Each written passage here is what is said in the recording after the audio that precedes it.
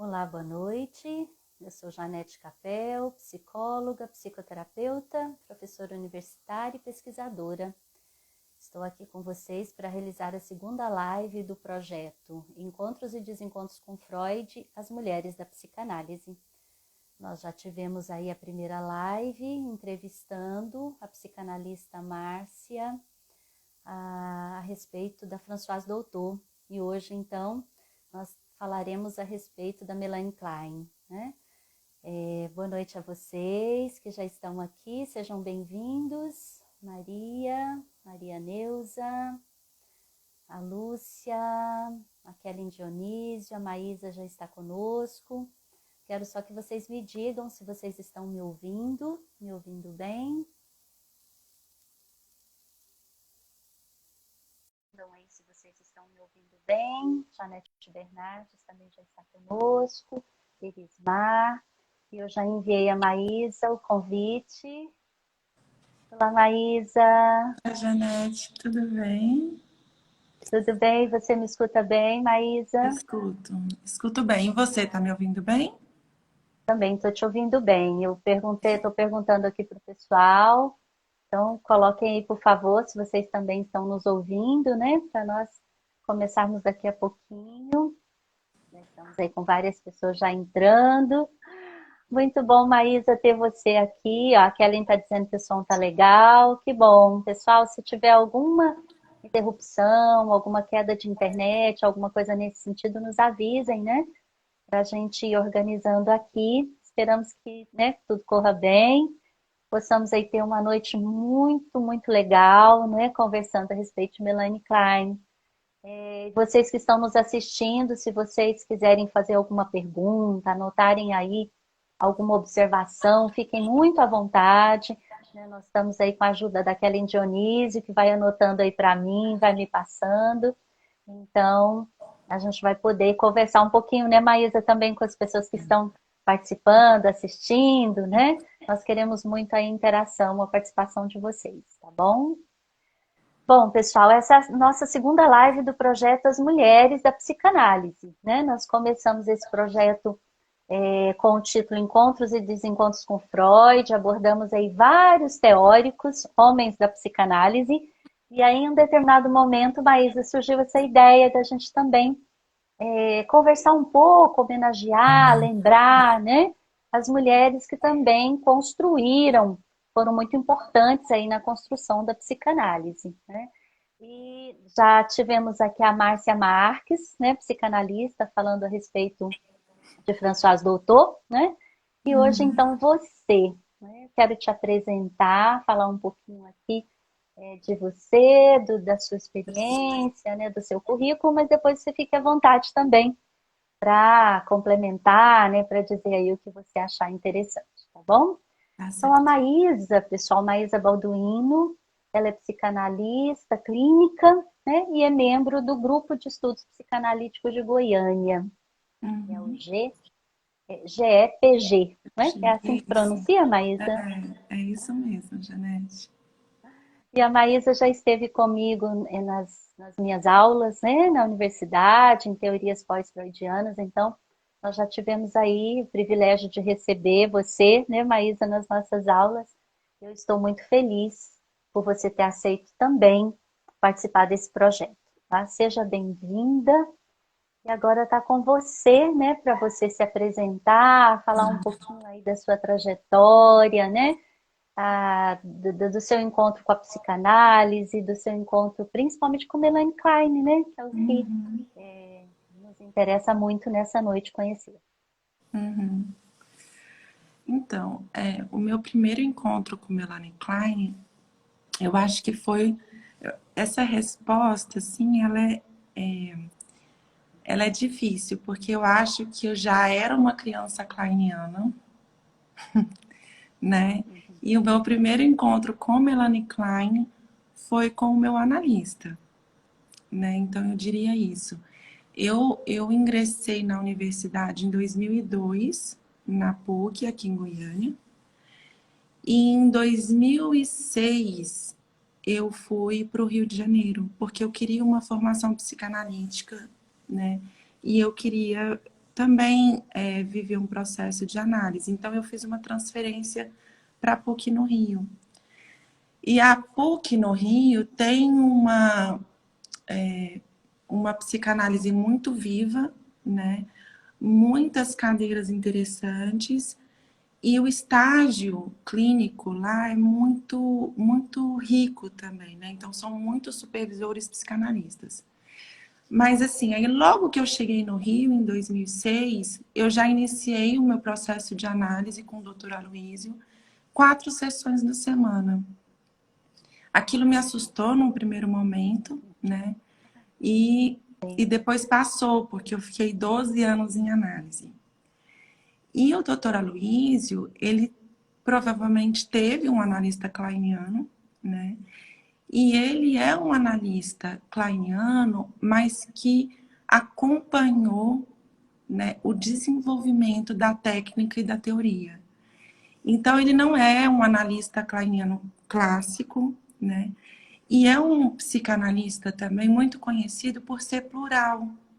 Então, o Aloísio, ele estuda outros autores, ele convive bem com os colegas.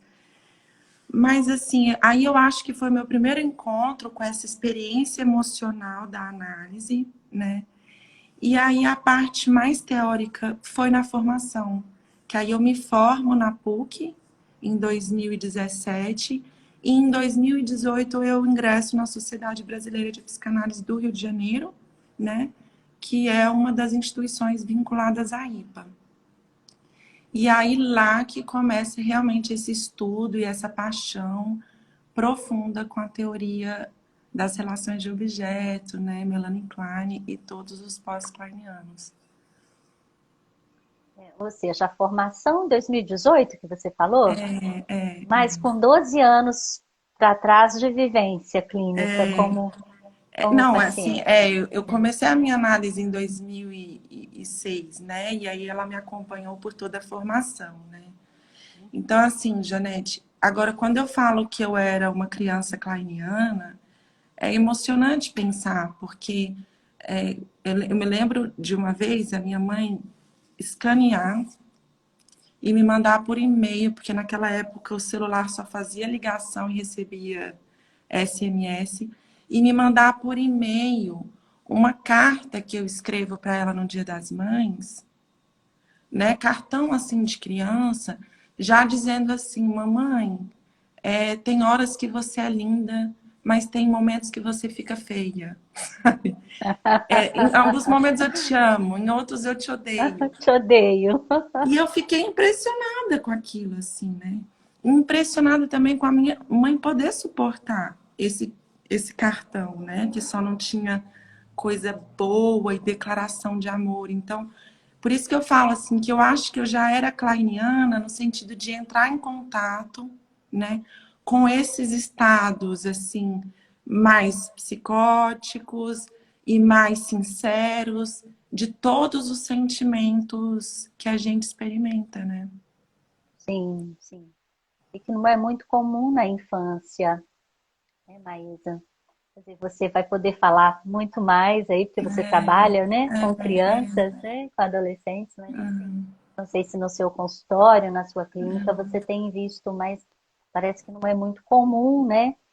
Crianças que não têm um processo terapêutico, é claro, né, que não vivenciam a psicanálise, terem esse grau de sinceridade, de verdade, né, de consciência, de clareza, né? De clareza dos seus sentimentos. Eu acho que algumas crianças, assim, eu acho que na verdade a maioria das crianças elas têm essa espontaneidade, mas eu acho que isso não é recebido. Isso Sim, não é bem recebido, né? Então, assim, se a sua filha diz para você, mamãe, você tá feia hoje, aquilo é muito mais vivido como uma agressão, né? sim. Mamãe, você hoje é a bruxa, né? A bruxa da Rapunzel. E aí você fica mal com aquilo, né? Não sou, não pode falar assim comigo. Então, eu acho que tem a ver também com a criança poder receber da mãe esse olhar de assim, não, tudo bem, você pode dizer que eu sou um pouco de cada coisa, né? Você está me percebendo como uma mulher completa, com qualidades, com falhas, que às vezes eu erro, que às vezes eu fico brava, que às vezes eu sou amorosa. Então, eu acho que também depende muito do ambiente. Tem crianças que têm mais dificuldade, né, de expressar sentimentos ou X. Mas eu acho que a maioria das crianças, elas se comunicam. Mas isso não é nomeado, não é legitimado. E aí a criança, então, realmente não entra em contato, não mantém contato com essas vivências, né? E a própria história, né, da Melanie Klein, a trajetória dela, né, a forma em que ela foi construindo e colaborando, né, com a psicanálise, o que que você poderia assim destacar para nós, né, que te chamou a atenção ou te chama a atenção? O que que você destaca assim, né? Na vida dela, na história, né, como Sim. ela foi se construindo aí dentro da psicanálise, né, nessa trajetória dela. Eu acho que o encontro com Ferenczi, e aí eu acho que não é só uma questão da Melanie Klein, eu acho que é uma questão de todo psicanalista. Eu acho que o encontro com Ferenczi, né, em Budapeste, foi o grande divisor de águas da vida da Melanie Klein, né?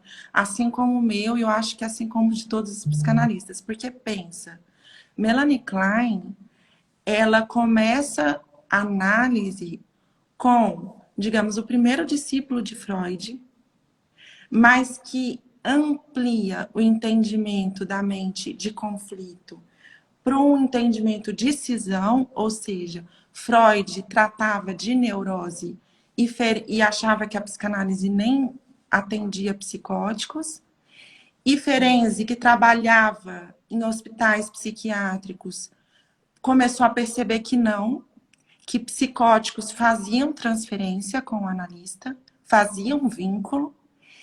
Então, ela entra em contato com um psicanalista que considera o estado psicótico mais regressivo, mais primário. A obra de Ferenczi, ela é muito emocionante, né? Para quem tem contato assim próximo com criança, para quem é mãe, você chora lendo os textos de Ferenczi, o quanto ele se aproxima da vivência emocional do bebê, né? Então, a Melanie Klein tem esse analista. E aí eu imagino, eu fantasio, que ela pôde tratar das dores dela, que não foram poucas, que ela pôde falar disso, que ela pôde pensar isso. Então, quando ela começa na clínica a observar crianças, ela tem capacidade de entender que brincar é uma expressão do inconsciente. E tem uma questão também. O primeiro livro que a Melanie Klein lê do Freud é o livro dos sonhos, Janete. Né? E que em psicanálise, quando você, né, abre a porta e o paciente entra, a sua atenção ela começa a ser flutuante e você sonha junto com o paciente. Né? Então, eu acho isso muito significativo. Então, ela estava ali, ó, o tempo todo disponível para todo esse primeiro ano de vida da vida do bebê, porque eu acho que ela tinha tratado isso. Né? Na biografia dela dizem assim, eu não confio muito em biografia, assim, no sentido de que eu sempre acho que é uma fantasia, uma ficção, mas tem seu valor, né?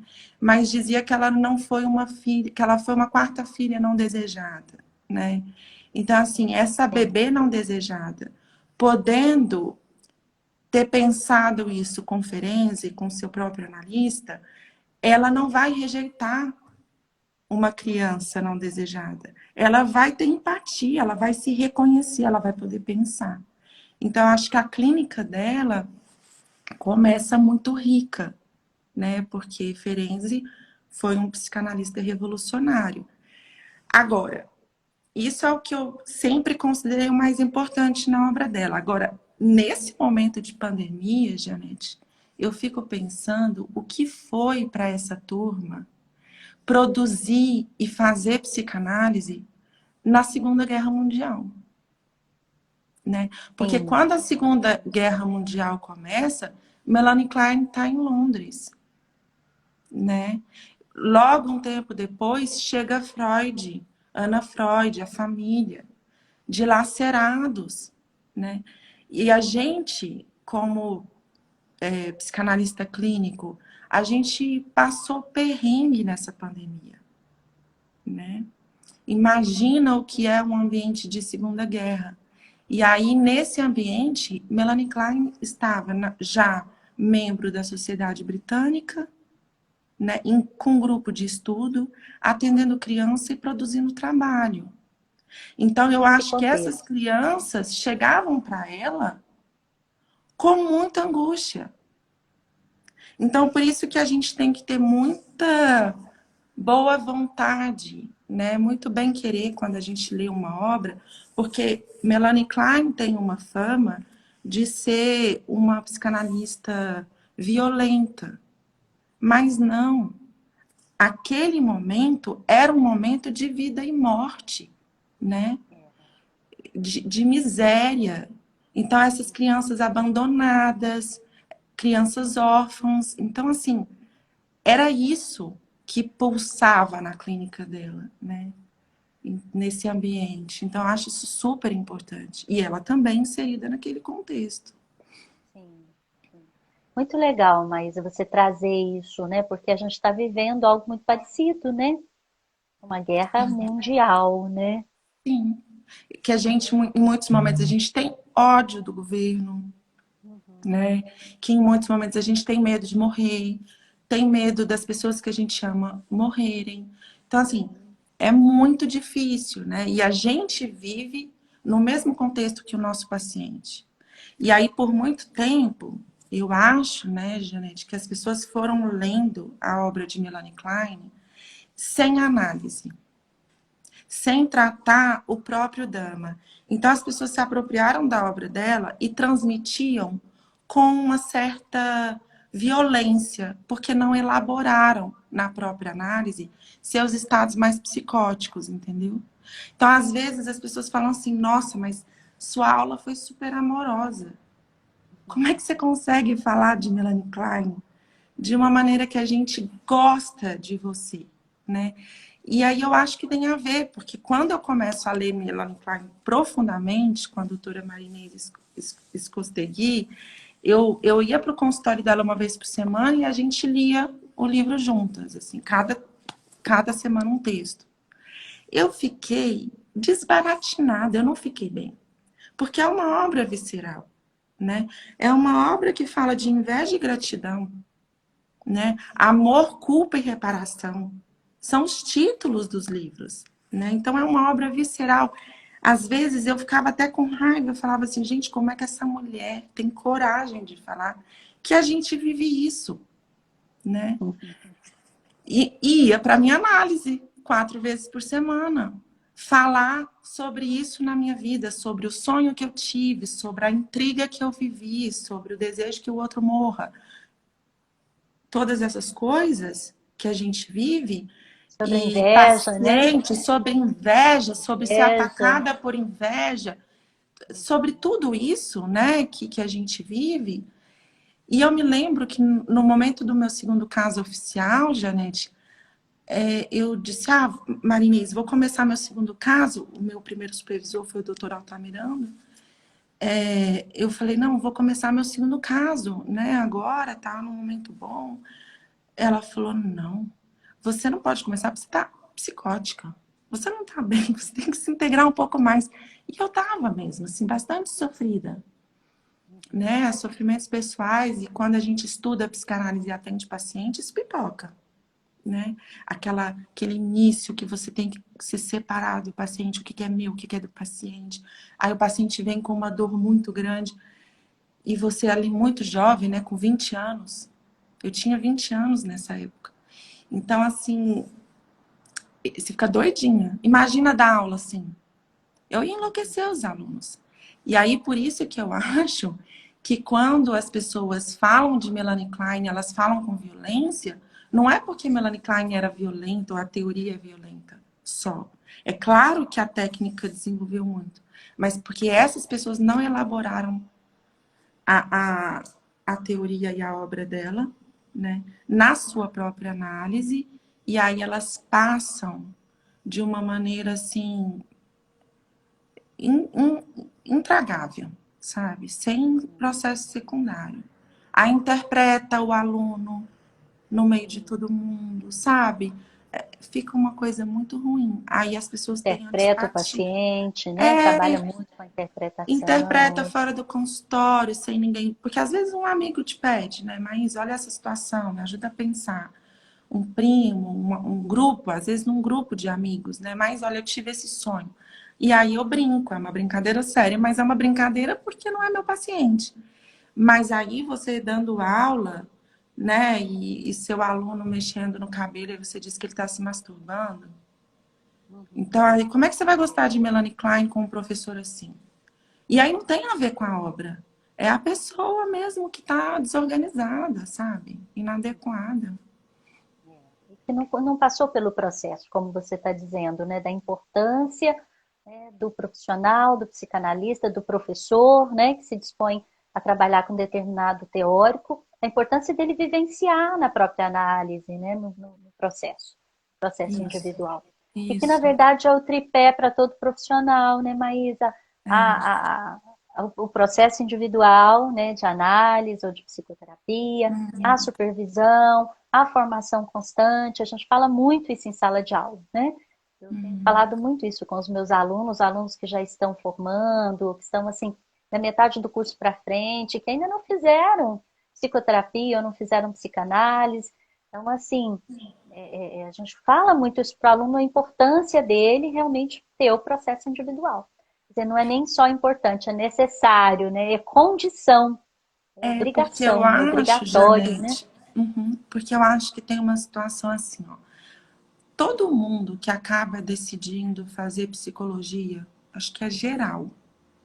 Eu arriscaria dizer assim, 100% das pessoas que vão para a área da saúde mental, psiquiatras, psicólogos, eu acho que são pessoas que imaginam assim: eu vou fazer essa faculdade, eu vou estudar, aí eu vou me entender e vou sanar a minha dor ou a dor de quem eu amo e está sofrendo. E aí você estuda, estuda, estuda, e seu sofrimento não resolve, e você às vezes até piora, né? Então eu acho assim que todo mundo, na verdade, busca a psicologia, a psiquiatria com uma demanda de análise. Só que uma relação de análise é que poderia te ajudar, porque isso não se resolve intelectualmente, né? E aí a formação da IPA tem essa ortodoxia da análise individual em alta frequência, por muito tempo. Porque a demanda é de análise, é de sanar o seu sofrimento, organizar, integrar a sua mente, amadurecer, se autoconhecer. E isso na faculdade você não consegue. E tem uma coisa: quanto mais você se trata, mais capaz você fica de entender o que você lê. Porque Sim, aí você não lê só intelectualmente, você totalmente. lê com a experiência emocional. Então, às vezes, eu falo para uma turma maravilhosa lá da Pax, assim, gente, olha esse texto, mas assim, quem não estiver bem, não lê, porque vai chorar, né? Então, assim, não, amiga, eu não vou ler. Não vou ler, porque essa semana eu não estou bem. Eu falei, não leia. Porque a literatura psicanalítica, a leitura psicanalítica, ela é muito emocionante. Ela mobiliza muito. Então, você tem que ter uma análise ali te sustentando, né? Estar em processo, né? Mas antes da gente ir para um outro tópico, eu quero aproveitar para destacar o nome de algumas pessoas que estão conosco aqui, agradecer, né? Nós estamos aí com a Cíntia, Tiago, Simone Nunes, Débora, Luciano, Rafa, alguns entraram bem no comecinho, eu não tinha ainda agradecido, né? Sene, Maria Vilma, Maria Nilda, Cristina, Marco, Amanda, Tatiane, então, assim, alguns alunos, colegas, né, ex-alunos, talvez seus, meus, né?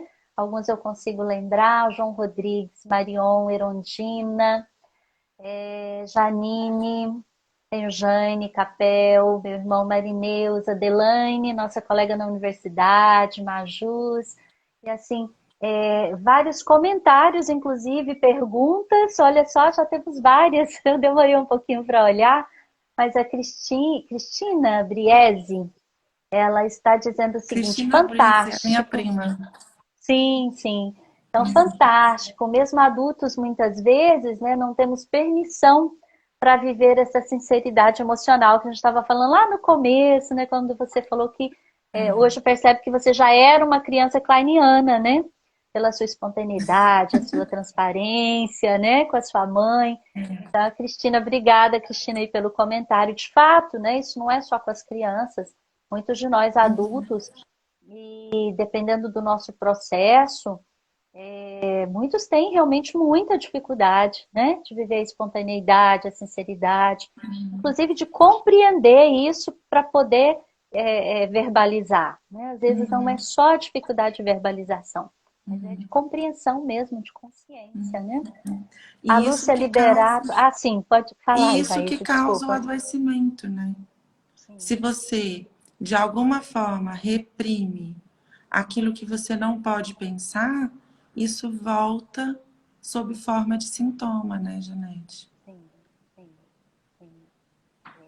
Nós tivemos, inclusive, aqui uma live do primeiro projeto, que foi sobre Grodeck, falando muito a respeito, inclusive, da psicossomática, né? É. Sintomas emocionais, inclusive adoecimento físico mesmo, né? Muitas patologias, muitas doenças, né? Você falou de Ferenc, e nós tivemos uma também sobre Ferenc, bem no comecinho, né? Foi muito, muito bom, né? Poder compreender um pouco mais também, né? A respeito de Ferenc. Maísa, tem uma pessoa, a Lúcia Liberato, foi nossa aluna na universidade. Ela está pedindo para você falar um pouco dos livros, né? Assim, para quem está começando a estudar Melanie Klein, os primeiros textos, por qual livro, por qual texto assim você recomenda começar? Tem uma obra que você recomenda? Ou quais as principais obras, né, que você destaca? Então, acho que as duas principais obras, né, é Melanie Klein, Inveja e Gratidão, né? Então, aqui tem, digamos assim, o principal texto, que é notas sobre alguns mecanismos esquizoides, de 46, que é aqui onde ela, digamos assim, inaugura de fato a obra dela, né? O entendimento do funcionamento mental, né? Onde ela descreve os estados esquizoides, né? A posição esquizoparanoide, a posição depressiva e as características de cada uma, né? Suas fantasias inconscientes, suas ansiedades e suas defesas. E amor, culpa e reparação. Agora é uma leitura difícil, né? Que eu recomendo que possa ser acompanhada num grupo de estudo, sabe? Porque é uma leitura difícil, não é uma leitura fácil, né? Mas dá para começar. Só que eu acho que é muito importante em psicanálise você ler em forma de seminário, que é você ler acompanhada, passo a passo, né? E entendendo e tirando dúvidas. Eu acho que essa é a melhor forma de ler. Psicanálise não se faz sozinho. Psicanálise é sempre um estudo entre pares. Você e o seu paciente, você e o seu analista, você e o seu supervisor. E aí, depois de muitos anos vivendo esses pares, aí você internaliza um conhecimento e uma capacidade de pensar. Então, assim, é muito difícil ser autodidata em psicanálise, né? Sim, sim. Eu acho que é só Agora a para gente quem tem inventou. tido e tem muitos grupos de estudos, né? Mas depois no final, se você puder até falar, né, de alguns que você participa, que você Ah, está coordenando. Então, assim, a gente tem visto assim muitas divulgações, né? Inclusive com essa questão mesmo agora das lives, né? Dos sim. vídeos. Então, a gente está podendo assim reunir, né?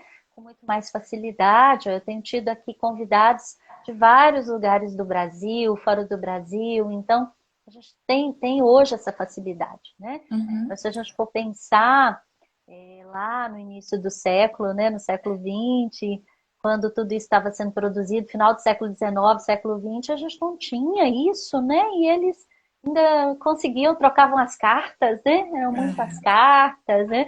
E hoje a gente está aqui, né, podendo falar. Eu e você até que estamos em Goiânia, né? É. Mas a maioria dos convidados aqui na primeira etapa do projeto eram de fora, então a gente Uhum. tem essa possibilidade hoje com mais facilidade, né? E que bom, porque a gente pode trocar, discutir, Uhum. conversar, né? Produzir esse conhecimento. Agora, de Ferenc, você tem alguma indicação para começar? Mas eu tenho uma pessoa também perguntando, é a É, Dani Laube, ela está dizendo, por onde começar no caso de Ferenc? Férens, são 4 volumes, né? Mas o volume quarto, eu acho melhor, que são essas obras que eu estava falando, né? Assim, é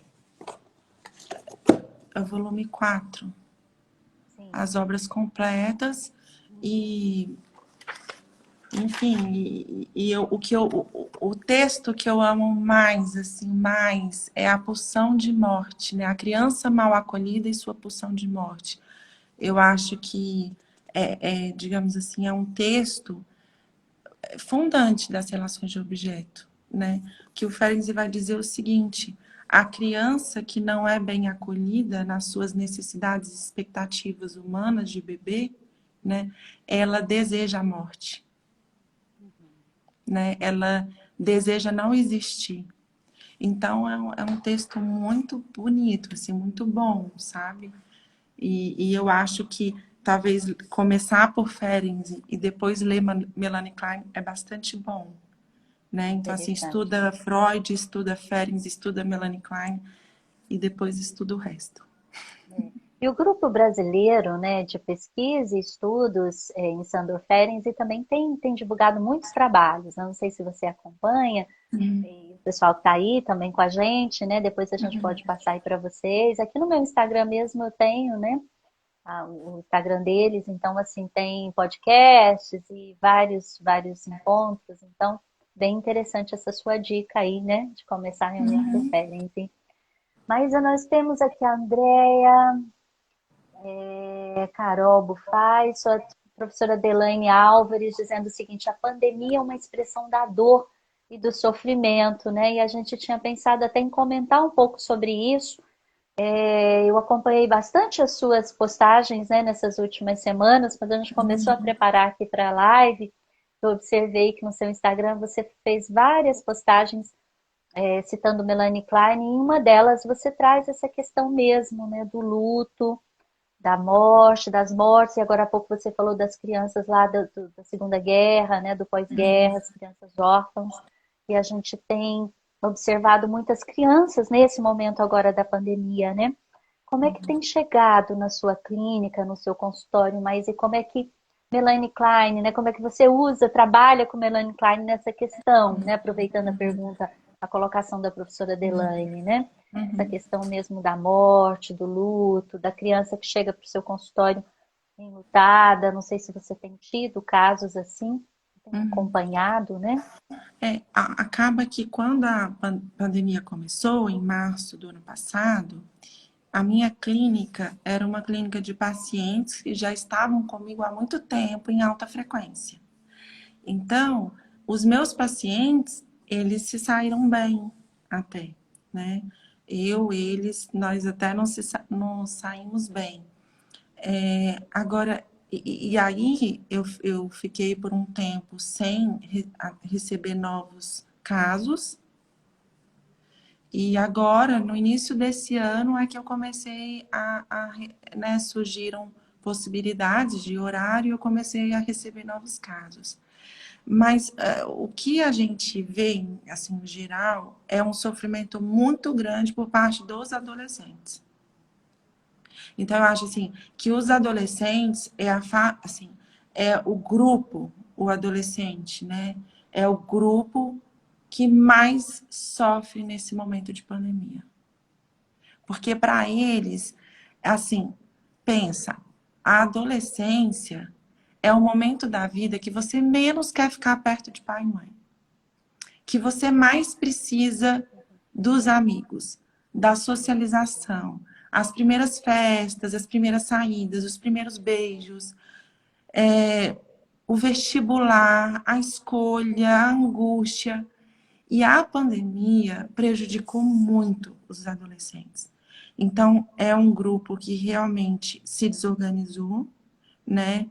Muita angústia e com ideação suicida, né? Então, assim, isso aumentou bastante no consultório psiquiátrico e nos encaminhamentos.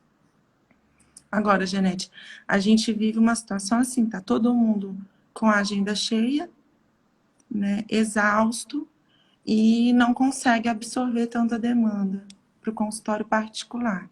E esses dias, até conversando com o Lisandro, por outro lado, no ambulatório do SUS, a demanda caiu. Porque é uma população tão desprestigiada, tão abandonada, que eles não têm nem dinheiro para ir até o ambulatório, né? Pegar ônibus, se expor ao vírus. Então, assim, é super complicado, né? Então, tem um sofrimento, é claro que as crianças sofrem, os adultos sofrem, mas eu diria, assim, que essa pandemia foi fatal para a adolescência. Foi, assim, eu acho que muito luto, né? Muito luto. Muito luto, né? Muito, muito. Nós estamos aqui com a Natasha, a Lorena, o Fred, Jaire, Sabine, a Anne, a Mauri, a Arlete e Maju de Macedo. Ela está perguntando: esses livros são interessantes para quem não é psicanalista ler também? É, porque assim, é claro que a gente tem vários aqui psicanalistas, alunos, professores, profissionais da área, mas também pessoas que não são, né, Maísa? Então, o que que você recomenda aí Maju é minha também para quem amiga. não é, né? Maju é minha amiga e é advogada. E eu penso que sim, eu acho que o estudo da psicanálise é um estudo que ajuda você a poder pensar as relações humanas e a natureza humana. Então, eu acho que é um estudo para todo mundo, né? Agora, é isso, é um estudo difícil.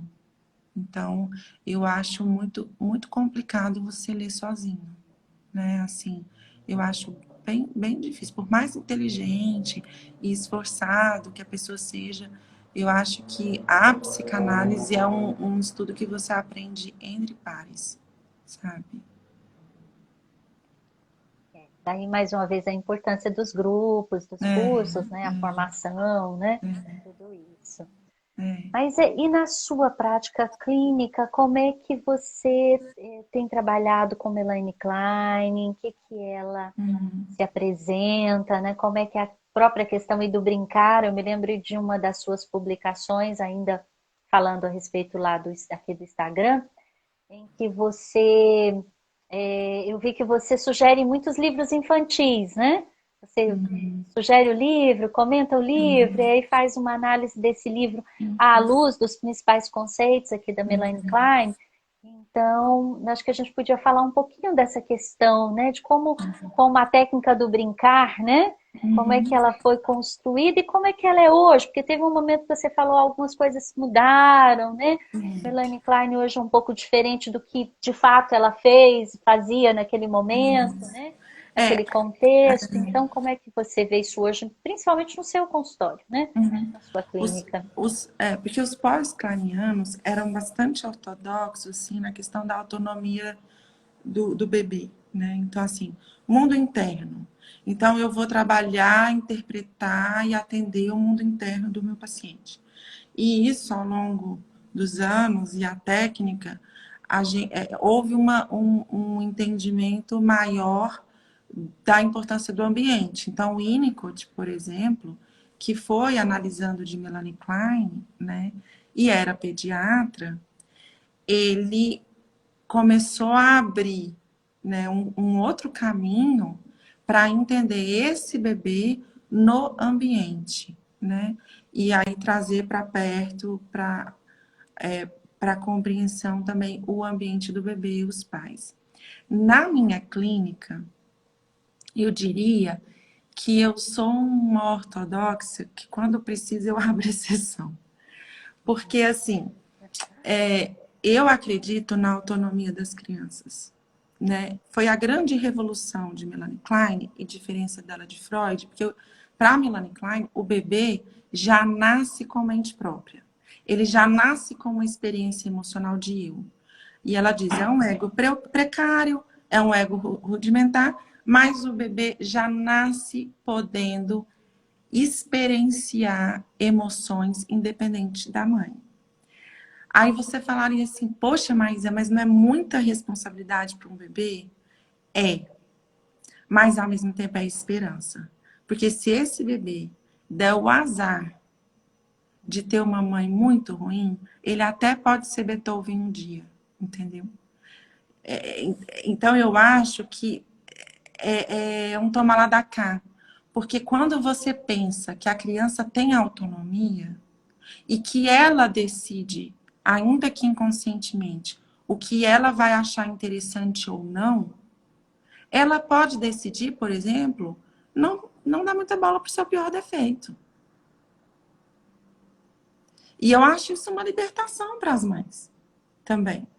Então, assim, o bebê já nasce, já é uma pessoinha precária, dependente, mas ele pensa. E algumas mães muito sensíveis falam assim, olha, o que será que ele está pensando ali, quietinho no berço?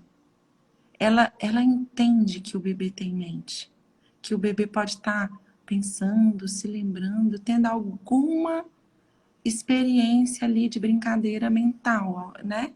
Então, eu gosto demais. E aí, quando um pacientinho chega no meu consultório, ele é meu pacientinho. Meu compromisso é com ele.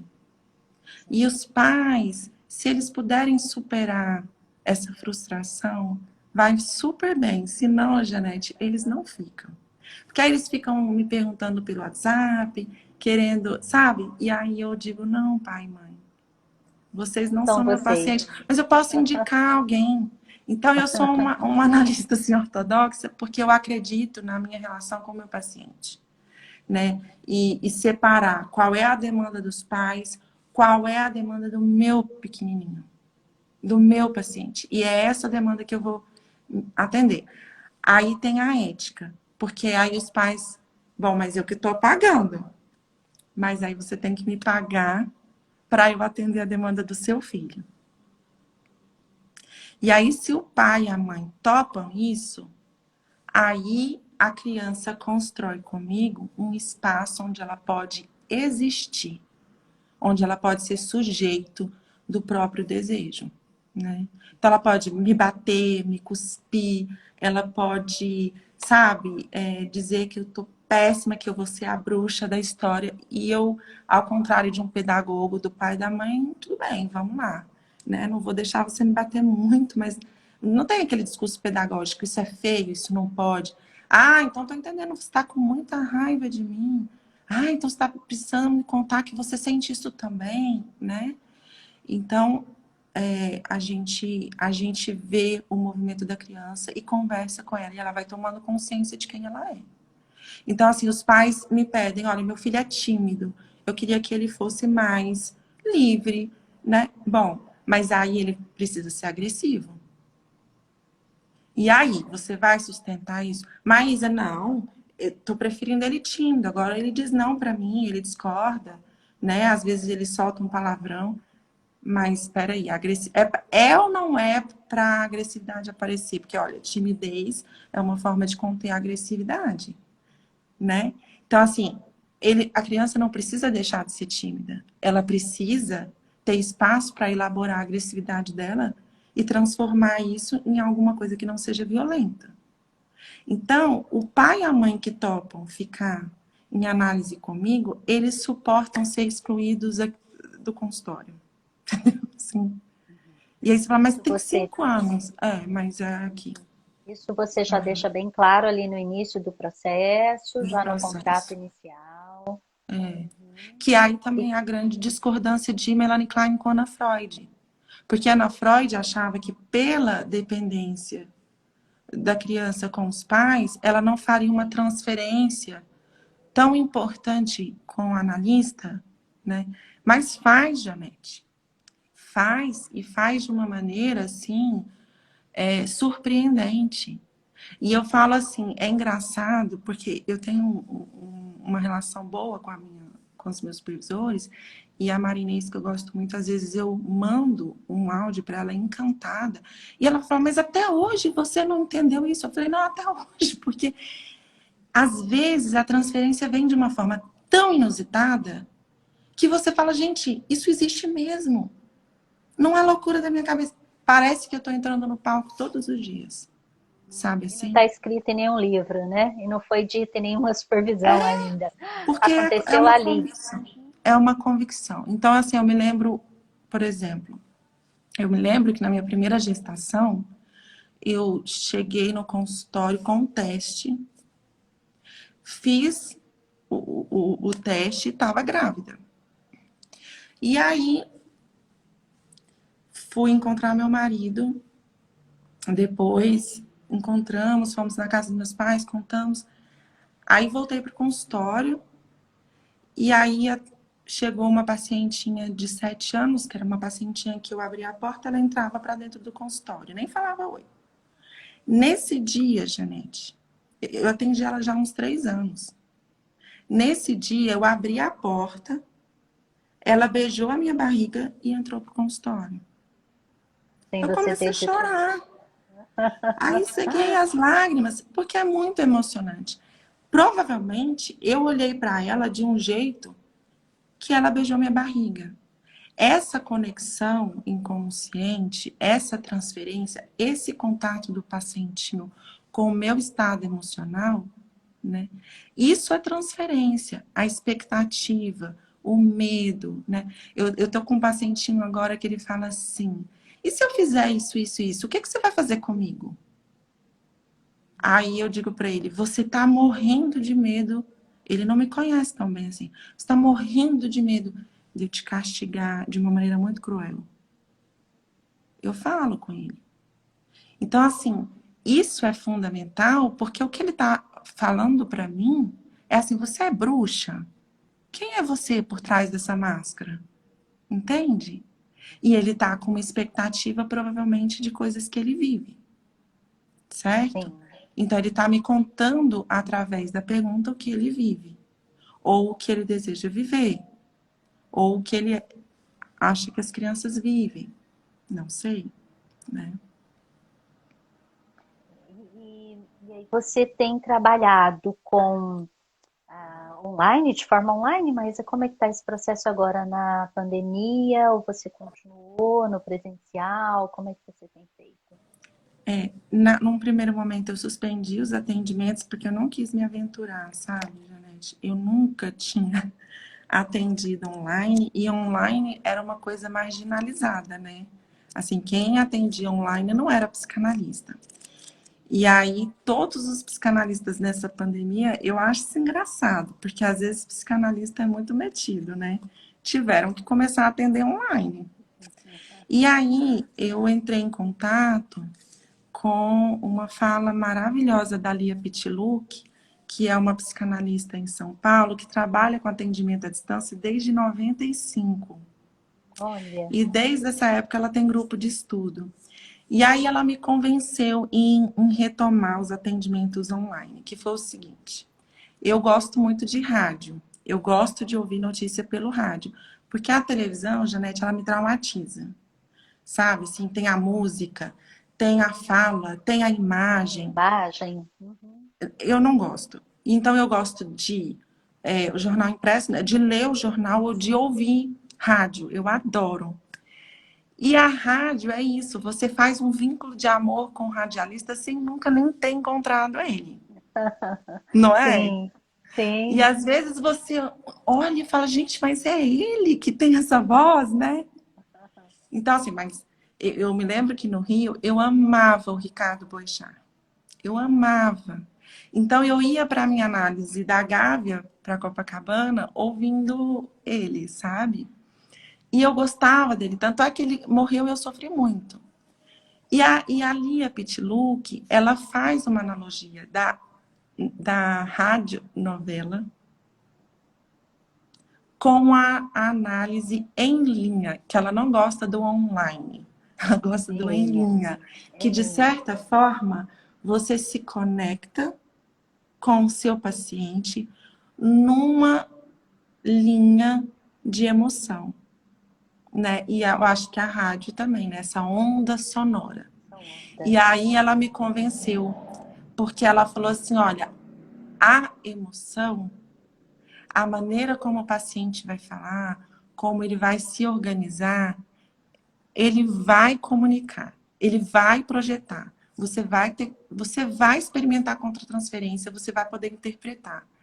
É claro que não é tão rico quanto um contato pessoal, sensorial, concreto, né? Mas é possível. E aí eu comecei a estudar as especificidades dos atendimentos online. E aí eu acho que em julho eu retomei os atendimentos. Foi em julho do ano passado, com os adultos. As crianças suspendi e elas suportaram bem, né? E aí depois agora todo mundo já voltou para o consultório. Então tá tudo bem. Com as crianças, Mas então você não passou por essa experiência do remoto, né? Do online. não. Com uma criança ou outra, mas elas às vezes não aguentam muito, 10 minutos, né? Já deu. E, e é como criança pré-escolar, né? A aulinha era meia hora, porque mais que isso eles não dão conta, né? Então depois todo mundo voltou e aí ficou tudo bem. A gente usa máscara e tem todos os cuidados, assim. Sim. Maísa, nós temos também outras pessoas aqui, né? Maria Pires, a Amanda, a Nayara, o Glênio Ricardo, a Cláudia Regina, Camila Lima, Murilo, Marílio, Thaís Martins, Rui Ferzi, a Daiane Aguiar. E a Daiane, ela faz um comentário, né? Ela comenta muito lindo e verdadeiro isso, né? Inspirador. Já foi em algum momento, agora eu não me lembro aqui do que a gente estava falando, né? Mas Uhum. assim, é muito bom a gente poder conhecer essa forma de trabalho da Melanie Klein, né? Como você falou, que muitas vezes é vista como um trabalho de muita interpretação, né? Uma interpretação às vezes descontextualizada, muito dura, né?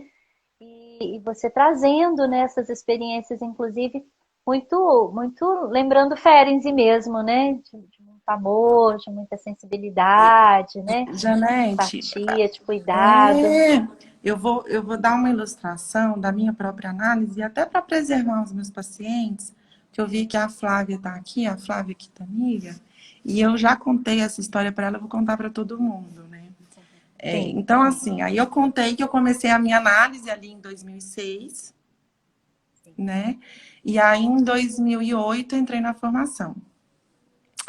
E aí na formação eu conheci a Carol Quintanilha, a Carolina Quintanilha, que é a irmã da Flávia. E a Carol é uma pessoa maravilhosa, maravilhosa. E a gente amiga na formação, a gente morava na Gávea, então a gente ia de carona para a formação, a gente ficou muito próximas. E Carol fazia análise com a Luísa também, com o meu analista, tá? Então, assim, a gente se conheceu na formação, a gente era paciente dele e não se conhecia. Até conhecer Carol, eu achava que eu era a melhor paciente do meu analista. Porque eu não faltava, eu pagava no dia certinho, eu deitava no divã associado, eu era excelente, sabe? Eu sou a melhor paciente dele. E um dia a Carol me conta assim, a gente estava conversando e eu falei, gente, mas eu nunca dei um presente para o Aloysio. E aí ela me fala assim, nunca? Nossa, semana passada eu fiz bolo de rolo e levei para ele. Aí eu falei assim, gente, bolo de rolo. Não era qualquer bolo, era bolo de rolo. Ou Assim, interpretação. aí eu falei assim, Janete, eu pensei assim, não, eu não sou a preferida. Ela é a preferida, né? E aí eu cheguei na minha análise muito chateada com isso, sabe? Porque a minha fantasia foi foi por água, assim, caiu por terra. E aí eu dizendo, não sou a preferida, e a Carol traz bolo de rolo, e eu nunca trouxe nada para você e tal, não sei o quê. E aí ele virou para mim e falou assim, Maísa, o problema não é eu gostar mais da Carolina. O problema é que você está gostando mais da Carolina. E aí eu achei que eu não ia parar de chorar, né? Eu fico muito emocionada porque isso é uma interpretação, é doído na hora, mas é muito verdadeiro, né? E aí a partir disso, a minha irmã tá aqui, né? A partir disso, eu pude falar dessa sensação de irmã caçula de não ser a melhor, né? De sempre achar que a irmã mais velha é a melhor. Era a minha vivência, né? Era a E sua que experiência, era a né? minha experiência que interferiu muito na minha autoestima, né? E aí eu lembrei de um momento, a gente brincando de xirra, e aí a gente sentava no sofá, e ela falava assim, eu sou a xirra e o meu cavalo é o ventania. E você é a amiga da xirra e o seu cavalo é o amigo do ventania. Então você fica sempre naquele lugar, né? E aí dá inveja.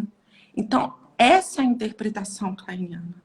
É uma interpretação que o analista tira a projeção dele e devolve de uma maneira que você pode pensar. Agora você fala assim, ah, mas é invasivo. Mas o que, que não é invasivo? Se você mama, um peito entra na sua boca. Se você ouve uma música, ela entra no seu ouvido. Se você transa, tem um pênis que entra dentro de você, né? Agora, se vai ser amoroso ou não, aí é outra história. Então, muitos analistas já interpretam. Não, tem que interpretar, porque você tem que penetrar o seu paciente, você tem que fecundar ele de alguma forma, né? Você tem que dizer para ele que, olha, eu entendi o que você está vivendo, né? E aí, para além disso, as experiências emocionais de inveja, né? Entender que a defesa contra a inveja é se sentir merda perto do outro que é melhor que você. E aí vai, Janete. Aí são 12 anos, 4 vezes por semana, entendeu? E aí você não fica. Ah, e outra coisa, você não fica perfeito. Porque quando as pessoas começam a fazer análise, elas querem ser felizes e perfeitas. E a análise, se ela realmente acontece, você abre mão disso no final.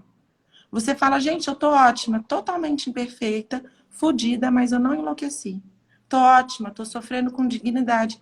Esse é o resultado da análise, né? É você legitimar quem você é, o que você viveu e poder criar a partir disso. Então, quando as pessoas falam assim, ai, você interpretou, claro, eu sou uma psicanalista, eu vou fazer o quê? Vou ficar perguntando coisas que o meu paciente não sabe responder? Se aconteceu um entendimento, você oferece para o paciente e vê o que, que ele vai fazer com aquilo. Se tiver errado, não tem problema. Eu falo que interpretação é igual andar no setor sul. Eu não sei se todo mundo aqui já... Sem o Waze, tá, gente? É assim, Andar o no setor setor sul. Quem é sul... de Goiânia entende, né, o que você está falando. O setor sul é assim, você entrou numa rua, saiu do Café Voé, virou à esquerda, você fala assim, nossa, estou indo embora. Quando você vê uma viela, aí você tem que dar a meia volta e sair da viela, né? Então, assim, a interpretação é isso, não tem problema As errar. ruas sem Foi ali, saídas. volta e segue o curso até você poder ter outro entendimento e oferecer para o paciente. Agora, se ele resistiu, uma hora ele vai voltar lá naquela viela. E vai falar, não, não era uma viela, era uma rua, vamos passar por aqui? Vamos. Ou então vamos descer e ficar aqui? Vamos. Mas tem esses enganos e tudo bem, né? A gente se engana, não tem problema nenhum. Maísa, nós estamos já quase, né, com 1 hora, mas nós temos aqui ainda algumas pessoas, né? Ana, Dremer, acho que Dremer, Márcio Alexandre, Gabriela Lee, a Janete Bernardes, ela está fazendo um comentário, né? Está te parabenizando. Parabéns, Maísa, pelo excelente trabalho desenvolvido com crianças e adolescentes, né? A Cídia Mil comentando parabéns, professora Janete, convidada, gratidão, Cídia, né? Nilo Grilo, Edu Pires, então, assim, várias pessoas, algumas parabenizando, comentando, então, assim, muito bom, né? A gente poder ter esse momento aqui, né, Maísa, para compartilhar um pouco da nossa experiência, né, do que a gente tem percebido, né?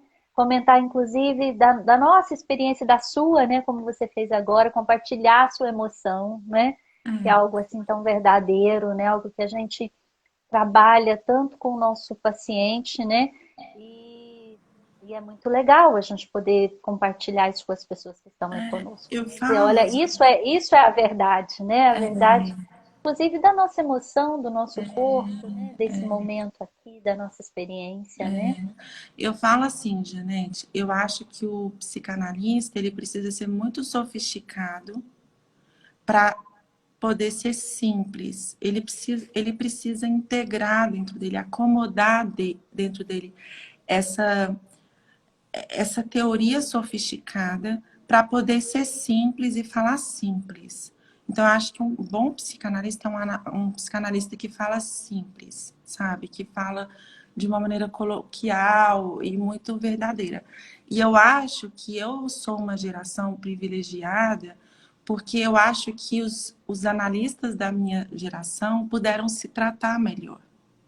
Então eu vejo assim, o GPG, né, que assim, eu voltei para Goiânia em 2013 e eu me associei ao GEPG em 2018.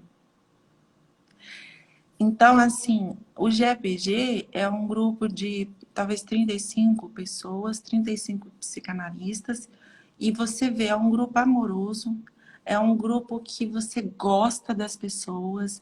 As meninas que estão em formação, você encaminha paciente, porque são meninas ótimas, talentosas. Todo mundo deseja conhecimento. É um grupo de psicanálise que administra bem seus conflitos. Coisa que, assim, na época de Melanie Klein, não era nada assim. Porque as pessoas eram muito adoecidas, entende? E essa história de muita abstinência do analista é, assim, nas relações sociais, na mídia, eu acho que é muito uma defesa do psicanalista para não se expor às suas dores também, né? Então, eu vejo hoje o grupo que é mais novo, né? Porque a psicanálise no Rio de Janeiro, da sociedade, quer dizer, a sociedade que eu venho tem quase 70 anos, né, de existência. Então, assim, eu acho que a psicanálise no Planalto Central, ela é muito amorosa. Eu vejo muito isso. Eu acho que tem a ver com a análise dos analistas. São analistas mais saudáveis. Tem uma questão aqui, Maísa, para a gente, de repente, pensando já num fechamento, que você postou, né? Você postou aí comemorando, lembrando, né? Lembrando da Lei Menino Bernardo, né? Que foi dia 26 de junho, né? Uma lei sancionada em 2014. E aí você colocou lá toda uma postagem, né? Você elaborou um texto destacando essa questão, né, da violência doméstica às crianças e os adolescentes. Então, gostaria que você comentasse um pouco aí, né, sobre esse seu trabalho, esse seu olhar, né, e é claro, um olhar kleiniano, né, a respeito dessa questão da violência doméstica, a questão dessa lei, o quanto é importante, né, a gente discutir esse tema nesse momento, inclusive da pandemia, né? tendo em vista que as crianças estão mais em casa, até pouco tempo totalmente em casa, né? Com seus cuidadores, né? Aqueles que deveriam proteger, guardar, cuidar, amar, zelar, né?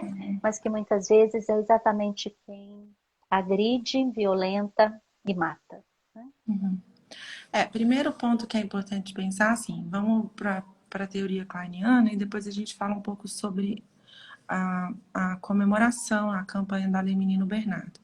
É assim, a criança, para Melanie Klein, ela se comunica por identificação projetiva. Porque a criança, ela não fala, ela chora e se expressa e se movimenta. Então, como é que a criança se comunica? Ela chora de um jeito, num determinado momento, que faz você ficar com a emoção que ela sente. As mães sabem o que eu estou falando. Então, às vezes, a Sim. criança chora e você fica comovida, morrendo de pena dela. Geralmente, ela está com dor, ela está doentinha. Às vezes, a criança chora e você fica irritada. É manha. É mãe, ela está querendo te controlar. E aí você dá limite. Às vezes a criança chora, é fome. Ah, fralda, tá com frio, tá com medo. E aí, isso vai gradativamente diminuindo e se transformando em palavra. A criança começa a ter linguagem, fala. Mãe, eu tô com medo. Mãe, eu tô com frio. Mãe, eu tô com fome. Mãe, eu tô com raiva. Certo? Só que até a criança adquirir essa fala, que representa as emoções dela, e se comunicar de uma maneira verbal, ela vai fazer você sentir o que ela sente. Então, se a criança estiver enlouquecida, ela te enlouquece. Ela te leva até o seu limite. Ela chora de um jeito que você fica completamente perturbada. E aí, o que você tem que fazer? Mesmo nesse perrengue, parar, pensar e devolver isso em palavras. Você não pode chorar assim. Isso é um absurdo, isso é um desrespeito. Vai para o seu quarto até você se tranquilizar. Uma coisa assim. Muitos pais que não tiveram esse recurso de pensar no meio do caos, né? O que eles fazem? Eles batem na criança. Então a criança enlouquece o pai. E o pai não consegue pensar. Ele vai e devolve a batata quente. Então, assim, do ponto de vista kleiniano, quando você é violento com a criança, você não foi capaz de processar o que ela projetou em você e devolver de uma maneira que ela possa pensar, entender, ouvir e se acalmar. Então, a nossa função com a criança é como o passarinho. O passarinho mastiga o alimento e coloca no bico do filhote. E o filhote, então, pode engolir. Então, uma Tem criança condição de processar, recém-nascida, né? sim, uma criança recém-nascida, ela não consegue comer uma feijoada. Ela consegue mamar leite, né? E aí ela precisa de um tempo para esse aparelho digestivo amadurecer até ela poder comer uma feijoada. Então, até ela comer uma feijoada, você não vai ter que amassar, escolher alimentos macios. Não é assim? Ter todo o cuidado do mundo com brinquedos pequenos para ela não engasgar. Então, é a mesma coisa. Alimento mental precisa ser processado, cozinhado, digerido, para então ser oferecido para a criança. Muitas pessoas não têm recurso emocional para lidar com as crianças. Ou elas se isolam e se afastam das crianças, ou elas acabam sendo violentas com as crianças. Então, o que a gente entende, o que a lei do menino Bernardo, e aí eu gosto muito, legitimou, é essa compreensão psicanalítica, kleiniana, principalmente, das relações, né? Que tá ali na relação, porque às vezes você, com alguma pessoa, você alucina e a pessoa é compreensiva, com a outra não. E aí vão ser diferentes, né? Assim, o desenvolvimento, o seu estado é diferente. Tem pessoas que te acalmam e tem pessoas que te perturbam mais. Então, não é nem só a sua mente nem só a mente do outro. Aí a Lei Menino Bernardo diz assim, olha, não, os pais precisam ser preparados para lidar com a criança. Os professores precisam ser preparados para lidar com essa criança. Isso é uma questão de toda a sociedade, né? Quem cuida da criança precisa de cuidado. Então, é uma lei que tem várias diretrizes. Não é uma lei punitiva.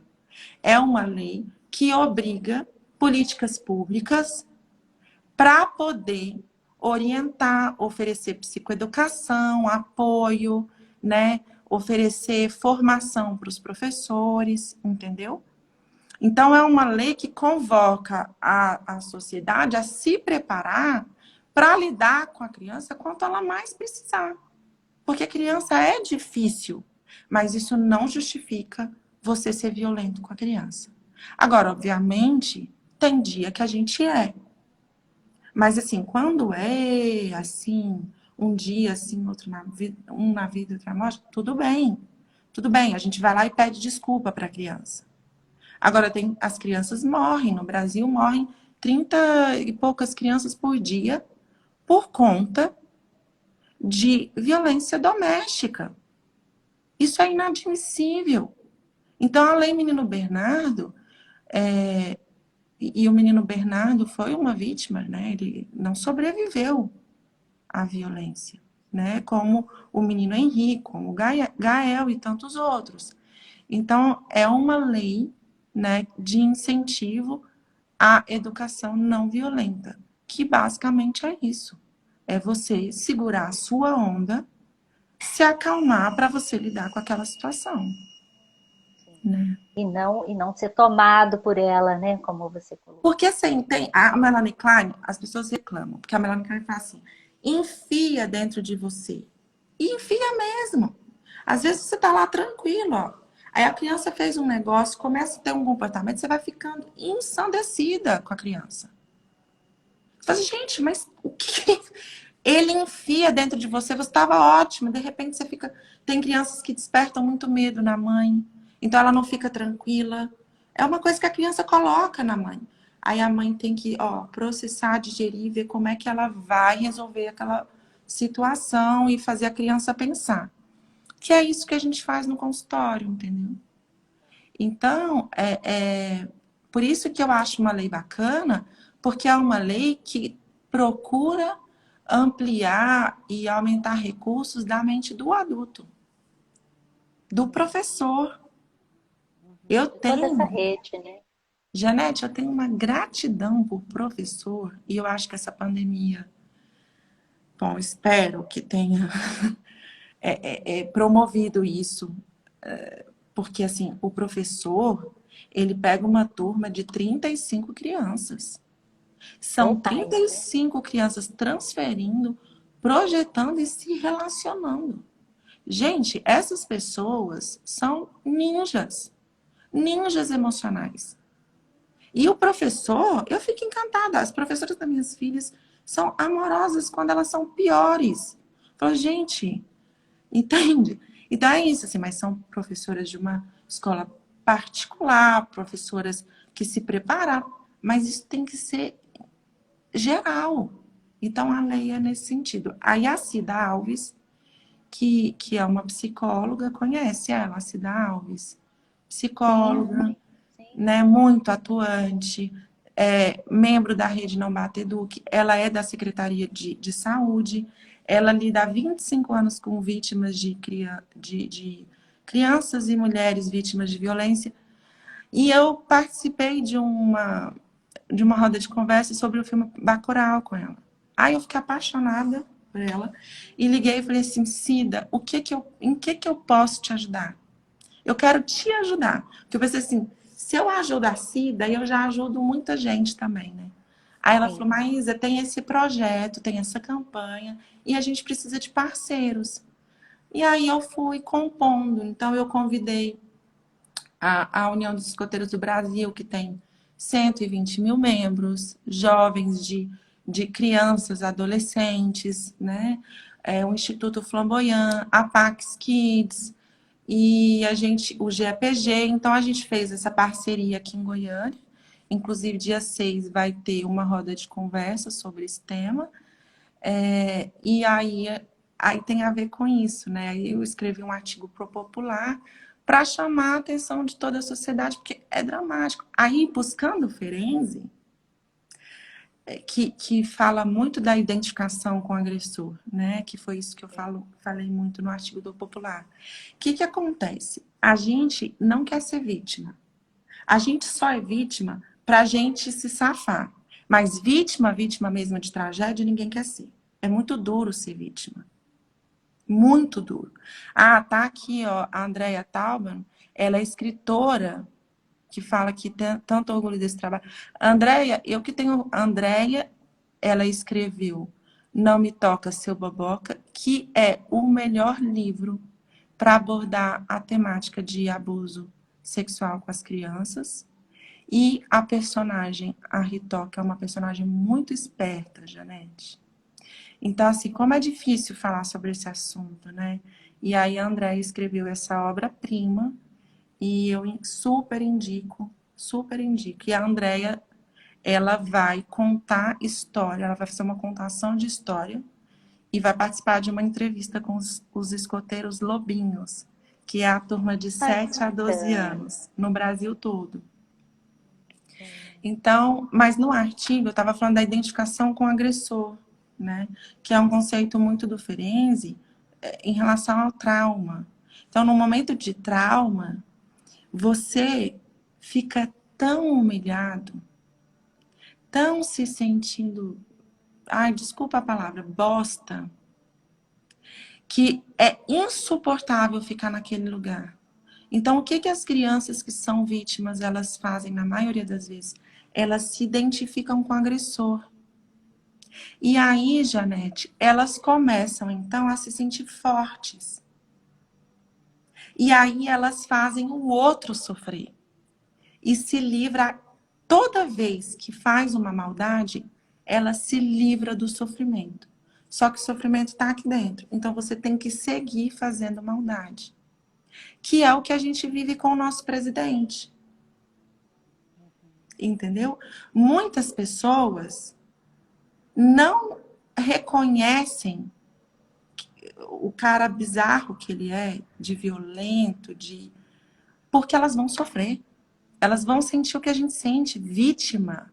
Vítima. Não quer comprar vacina para mim? Como assim? Minha vida não importa? Então, elas se identificam e rejeitam a vacina. Você entendeu? E ele, coitado, que ia triunfar economicamente, poxa, logo no governo dele, Janete, vem uma pandemia. Atrapalhar só os planos dele, porque assim, o meu não atrapalha o seu, quem ia casar não atrapalha, só o dele. Então ele não lida com isso. Ele pega e projeta o ódio na gente sucessivamente. Por isso que todo dia ele tem que falar uma merda. Porque ele tem que enfiar o ódio dele na gente de alguma maneira. Isso é identificação projetiva. E ele enfia mesmo. As pessoas ficam com ódio. Várias postagens assim, meu dia, o Bolsonaro hoje estragou meu dia. Ele consegue isso. Porque ele não tem mente para viver esse ódio. Então, se identificar com o agressor é uma defesa que você cinge a mente, você inconscientiza, reprime a vítima e você fica se sentindo potente sendo agressor. Isso não é uma coisa que você desfaz. É muito forte. Porque isso é a sobrevivência psíquica daquele sujeito. Entendeu? A ameaça é de enlouquecer. Ninguém vai correr esse risco. Parece muito esquizoparanoide, né? É um estado É? esquizoparanoide, né? Não Então, consegue ir para assim, a posição depressiva, né, Maísa? e por que o bebê é esquizoparanoide? Porque ele é dependente. Porque ele não consegue trocar a fralda, ele não consegue fazer a mamadeira dele, ele não consegue se resolver. Ele depende de um objeto que, assim, não pode ser mal com ele fica completamente perseguido. Né? Então, uma criança, quando ela rebelde, terrível com você, depois ela até te olha assim, espiando para ver se você se acalmou, se você vai retaliar ela ou não, né? Então, assim, é muito forte.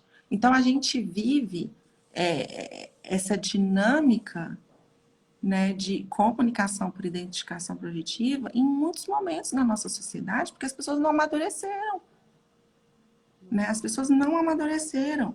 E tem mais, o, o poder público, ele é perverso. As pessoas que vão para lá, elas não são loucas. Porque louco é aquele que cria um delírio que ninguém acredita. O sujeito é até internado. Ele atrapalha e se embanana só a vida dele. O sujeito Perverso perverso. não, né? E também tem uma coisa importante. As pessoas falam, ah, fulano é negacionista. Não é. Fulano rejeita a realidade. Que Freud diferencia isso bem, Janete, no fetichismo. Uma coisa é você negar a realidade. Quando você nega a realidade, você nem sabe que tem vacina. Nossa, nunca ouvi falar. Tá lá no hospício, entendeu? Preocupado com um ataque extraterrestre. Quando o sujeito é perverso, ele rejeita a vacina, porque é um benefício que para esse povinho aqui, ó, esse povinho aqui não merece não. Que aí Bacurau fala bem disso. O desprezo do político pela população. Eu vou pagar a vacina para quilombola? Não, gente, é muito caro. Ou, eu rejeito a importância da vacina e ganho R$ 1 a cada vacina. São essas mentes que convencem todo mundo da fantasia perversa de salvação. Eu vou salvar vocês. Eu tô com Deus, Deus está comigo, vota em mim. Então, agora, alguém tem que salvar a gente do Bolsonaro? Não, não tem salvação.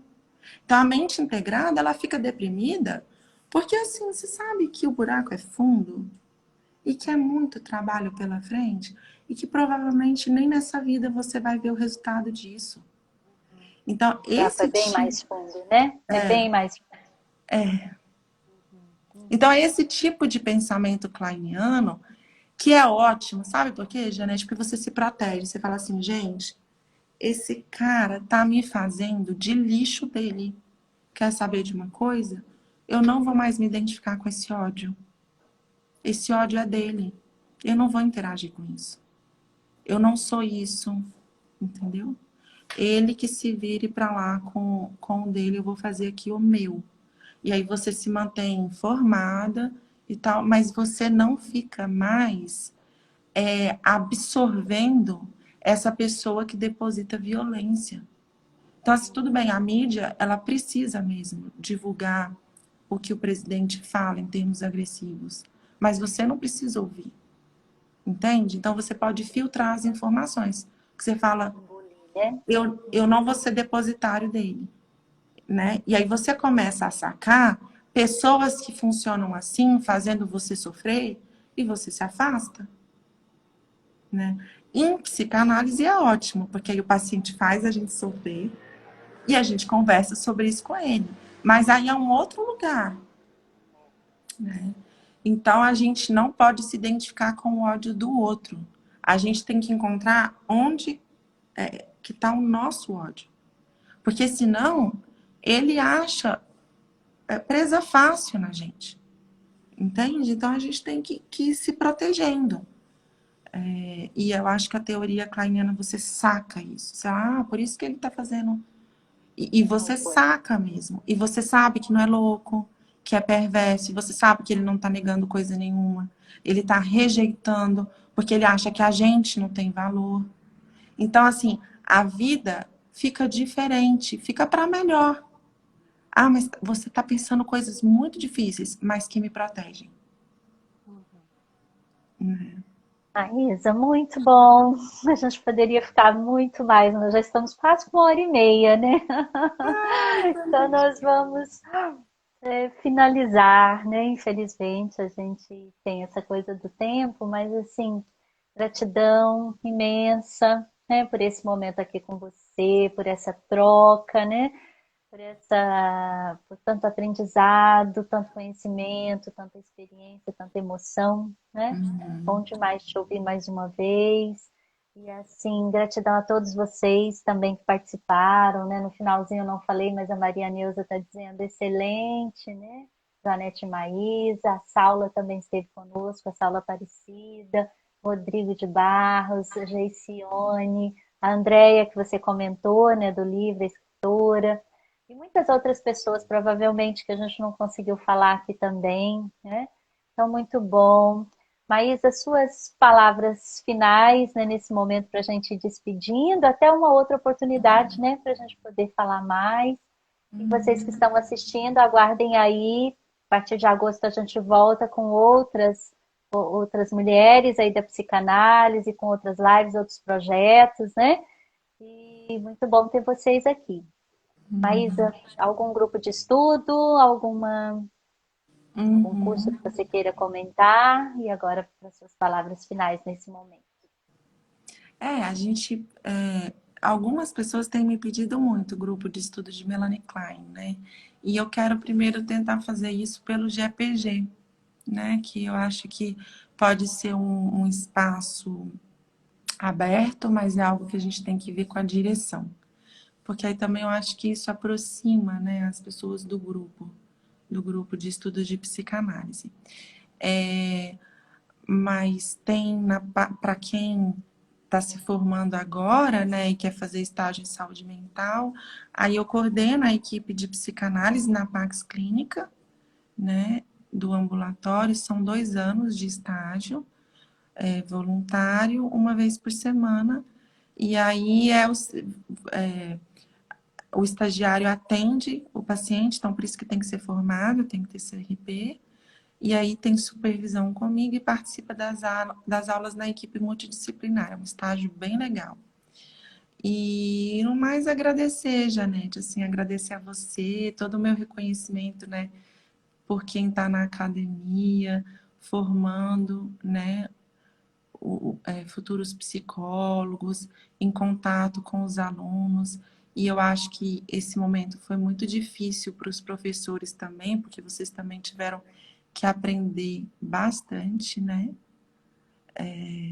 E até, né, preparar a aula, essa relação aqui, nossa, e sobreviveram, né? Tá aqui a Inara, que foi a primeira professora da minha filha. Eu sou de uma família de professores, minha mãe é professora, assim, eu tenho enorme gratidão por essa profissão que forma a gente para sempre e a gente nunca deixa de ser aluno, né? Então, talvez seja a profissão mais permanente na vida de todo mundo, É verdade. né? Então, parabéns, obrigada, viu, pelo convite. Obrigada mais uma vez, Maísa, que possamos aí nos encontrar em outros projetos, em outros momentos, né? Gratidão imensa. E a todos vocês, né? Que escreveram, que participaram, que mandaram seus comentários, né? A live ela fica gravada, então se depois vocês quiserem também recomendar, né? Enviar o link para outras pessoas, olha quanta coisa interessante, né, Maísa, que a gente viu hoje aqui, a dica de livros, a importância do estudar, né, do estar junto, do discutir os conceitos. São várias questões. Que vocês depois possam assistir novamente, indicar, estar conosco nos próximos encontros. Porque as Para pessoas isso, precisam acreditar nisso aqui, né?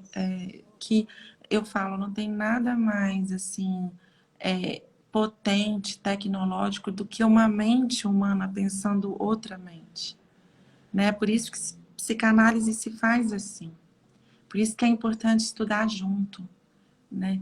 Porque aí você desenvolve a sua mente, você cria bebês, né? Precisa de 2 pessoas para criar, né? Precisa de 2 mentes. Isso é muito real.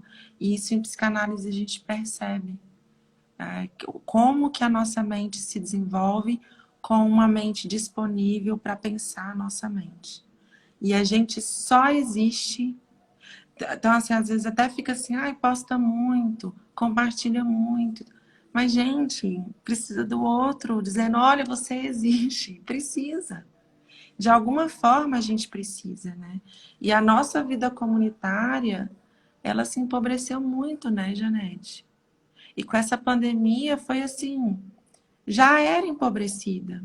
Então a gente precisa, né, desses momentos de encontro e de conversar e de estar disponível para ser verdadeiro, espontâneo. Eu acho super importante.